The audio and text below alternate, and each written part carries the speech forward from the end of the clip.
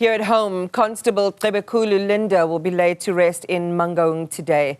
He tragically died in a car accident last month that also claimed the lives of two other officers in Centurion. Their bodies were retrieved from the Hennops River just days before the wreckage of the car they were travelling in was also recovered from the same location. Newzroom Afrika's Nqobile Madlala joins us now live from Linda's home in Bochabelo.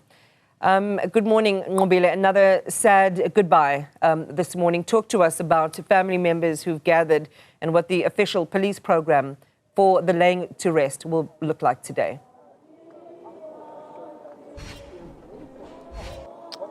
Another very sad day indeed. Iman, this is the second constable that will be laid to rest today. You will remember what's interesting about the first constable and this constable is that they were actually partners. So these two families had known each other long before this incident. And of course, what we see today, we see Linda's mother, who is part of that prayer that they're going to have this morning. You'll remember that in the beginning, they did explain that she was not in good health.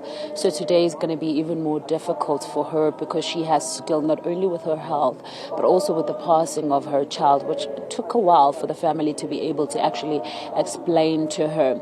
We've also seen Nqobile Linda, which is the gentleman that's been speaking, also allowing and assisting basically for the coffin to be able to come into the house, for them to be starting that prayer session, which we understand will be taking place in this house for at least an hour before they are able to go to church.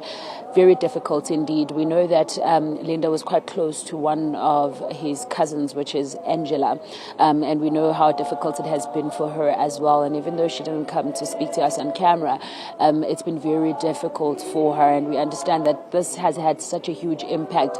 So when the three constables did, of course, en route to Limpopo, going to Limpopo, they were driving Linda's car, which we saw that wreckage of that car being taken out. And you'll remember how the family kept saying that they wanted to see the car, and they eventually did see the car. That also had a huge impact to how the family reacted to it, how difficult it was, because this was a moment for them not so long ago where they actually saw this car and it was a moment of happiness. Everybody was celebrating. Unfortunately, it would later be also be a moment of sadness to finally see that car. So today we know that they're going to start the prayer in this household, and from there they are going to make it to the church. And once the friends and families have finished speaking, we will then see the SAPS official funeral, which will also be underway.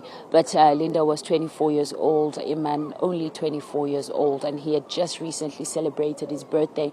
In fact, it was a day after his birthday that he was traveling to Limpopo. So it's very difficult for this family, especially because they saw him in good health, and now he has passed on. Speaking to the fact that SAPS, the Fani Masemula, National Commissioner, speaking about the fact that he was so sad to actually be the one that has to bring back these remains of the officers that were en route to the deployment in Limpopo, which we know that they've done such a great job in, because even the intelligence did speak about how well they were so good in. They spoke about his love for cars and his love for his work as well, and how he did so great in the Valamgodi, and even the opportunity he got, because you'll remember that he only just graduated in 2023, and they said that in this time, for the fact that he had so many skills and such good skills, they were able to use it in the crime intelligence in such a short time. So they were looking for him to grow, looking for him to become more than what he obviously